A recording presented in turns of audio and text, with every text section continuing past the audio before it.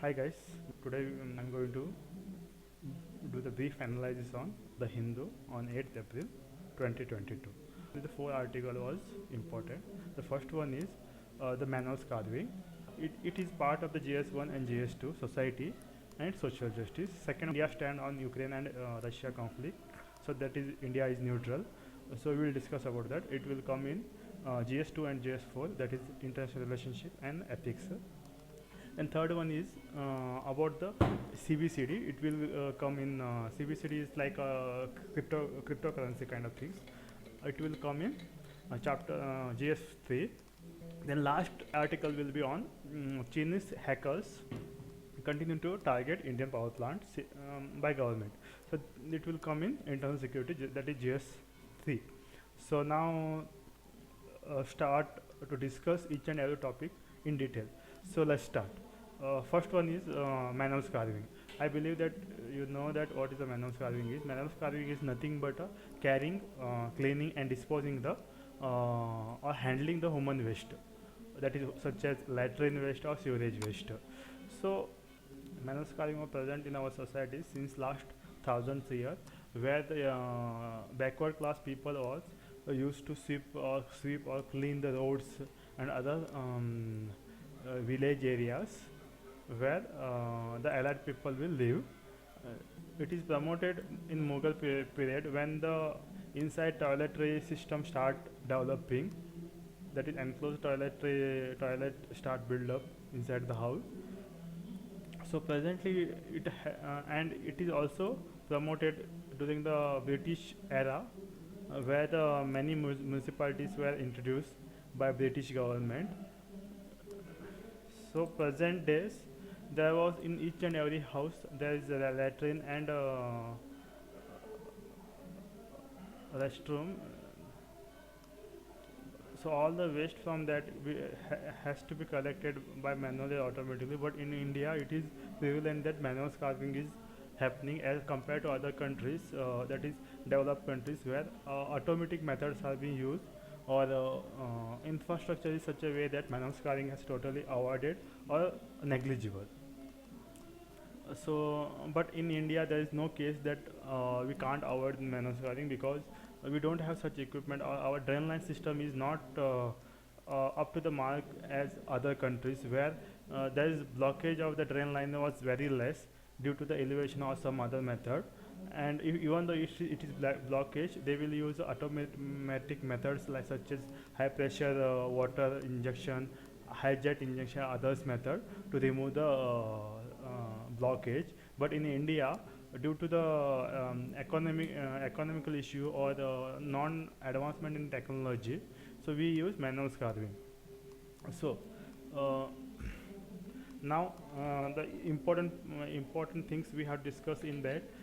So why it is prevalent in India? Because the people who are involved in the manual carving are basically from some castes, belongs to some backward class, and they don't have the such a education qualification or training to do any other job other than this. So they don't have any means like employment other than this, hence they are involved in this. So to avoid this one, what Indian government has been done. So India government has bring two laws in 1993, that is employment of manual carvers and construction of dry latrine act 1993. It is formally prohibit the employment of manual carvers. And in 1993 one more act was came, that is National Commission for Safai Karmachari Act. In this, they will focus on the welfare of this people. So after the 1993, in 2013, there was one more act has came, that is Prohibition of Employment as a Manual Carver and their Rehabilitations Act 2013.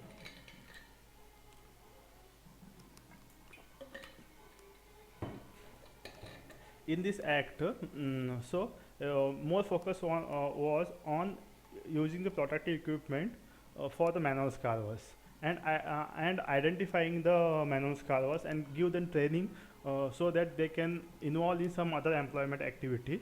and also the shifted the responsibility of disposing the waste from government or community to owners.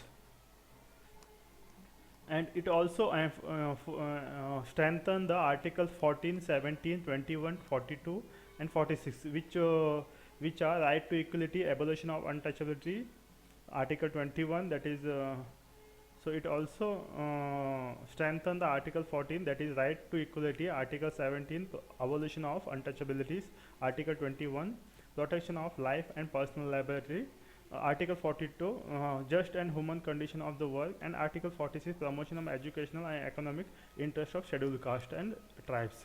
So this all articles came in India. Still there is no change has been happened. Still the manual carving has been happening in India. So now now question will come, why still it is prevalent in India? There is many reasons. Among the major reasons are social issue. Still in the mindset of the people, there is a caste system is in mindset of the Indian people, where the allied people are thinking that they are bigger or higher than the people who are in backward classes, and they will discriminate them to do such a work and involve them in such a work. Second one is presence of improper lettering system in India. Presence of improper lettering system in India is also a major reason. And third one is the state government, because this came in under the state government. Still the state government doesn't focus on changing the condition. This also one of the major reason. And the last one is the poor announcement of the existing law. There are many laws, I have already discussed you in previous sections, but the enforcement of these laws was not happening. So this is also a major reason, so that in India still it is prevalent. So what we can do to change this? So way forward, what we can do? So to change this, what we have to do? The first one is we have to do something strict law and enforce the law properly. Then so properly we have to identify the such a workers and train them and train their children, so that they can see for some such other employments. So what question shall start with one practice question. Despite various prohibition in Indian constitution or legislation, manual carving is one still in practice in India. Why? Examine. We have to do in for this. What you have to do is, if you explain these two paragraphs, that is why it is still prevalent in India, and what way forward what we can do is enough. But you have to start writing your answer about saying the what is manual carving and why it is prevalent in India. Then you have to discuss about what government has been done to means what action has been taken, like what act has been came, and why still it is prevalent, and what we can do to change this scenario. So that is what we can do. So let's move on to the next chapter, that is India's neutrality on Ukraine-Russia war. So many of the Western countries such as US, Ukraine, France, UK are criticizing India to being a neutral in the war situation between Ukraine and Russia. In 1956, in Hungarian Revolution, when Russia was attacked the Hungary, Jawaharlal Nehru was remain neutral, because Russia was one of the best friend. So we can't fight against them without reason. We can't go against them. So that is also one reason. The same situation was happened today in Russia and Ukraine fight, where India should be a neutral, neutral, even though whatever pressure it may be. So India is not the only one country he is neutral. There are some other country like South Africa, United Arab Emirates, Turkey and Israel. Still there is no pressurizing or criticizing from West on these countries. The only India is targeting. So why India is targeting? Because there is political reason. Because as compared to other countries, India is a stronger country than other countries. That is the one reason. And trade reason. So India continues to trade with Russia even after sanctions. India is not only the country, even China also continue to trade. But India is one of the major trade, having a major trade with Russia. That's why Strategic view is that India improved strategic partnership between US and West since Cold War 1991, and then now question will come: why India is neutral? Why India is not against the Russia? There is major reason are there. So let's talk about this. So every country has their own foreign policy. So it will be focused on the national interest. So it is our national interest to be a neutral in the war situation, because so Russia and India has a both continental and marital power, and India, Russia is the one of the most biggest exporter of the defense and energy products to India. We require Russia, so we can't neglect Russia and go against them. So one more reason is that NATO is not powerful, not able to save the Ukraine even in such situation. So I believe that you know that what is NATO. NATO is membership of some people, some countries. Among that, US, UK will come. So what it happened? If any one country attack on any of the NATO member, it will consider that the attack was on the US, and US will come into the field to fight against the enemy which has attack on the said member country. So, but NATO promised many things to Ukraine, but not able to do anything. NATO not able to protect the Ukraine. Even they provide many help the Ukraine in financially and military weapons. Let's move on to the next chapter, next article, that is on CBDT.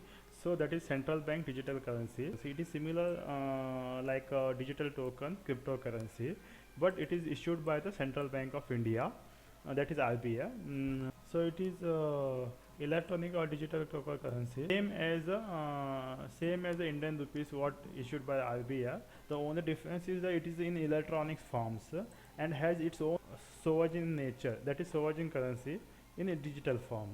So features, let's see about the features of this here. It can be exchange, so the same as cash what we will do, and it can be transferred easily without any like cross border transfer reduction or delay or inefficiency anything, and it can also eliminate the interbank settlement.